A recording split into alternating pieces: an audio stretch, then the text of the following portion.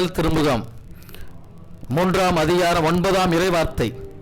தீமைக்கு பதில் தீமை செய்யாதீர்கள் என்ற அறிவுரைகளுக்காய் நன்றி இயேசுவே. ஒருவர் மற்றவரின் குற்றம் குறைகளை மன்னித்து அனைவரையும் பொறுமையுடன் ஏற்றுக்கொள்ளும் மனதை ஆண்டவரே தந்தருள்வீராக. ஒற்றுமையும் மகிழ்ச்சியும் நிறைவாய் மக்கள் மீது பொழிந்திடுவீராக. பழிவாங்கும் எண்ணங்கள், காழ்ப்புணர்ச்சி, புறங்கூறுதல் போன்ற தீய சிந்தனைகளிலிருந்தும் செயல்பாடுகளிலிருந்தும் முழுமையாய் விடுதலை கொடுப்பீராக. இயேசுவே, உம்முடைய பிள்ளைகள் எல்லோருமே உம்முடைய தியாக அன்பை உணர்ந்து ஒருவர் மற்றவரை அன்பு செய்து வாழக்கூடிய உன்னத அன்பின் கருவிகளாய் மாற்றுவீராக. அதன் மூலமாக உமது ஆசீர் உறுதியாய் பிள்ளைகளுக்கு கிடைப்பதாக ஜெபிக்கிறோம் எங்க நல்ல பிதாவே. ஆமேன், ஆமேன், ஆமேன்.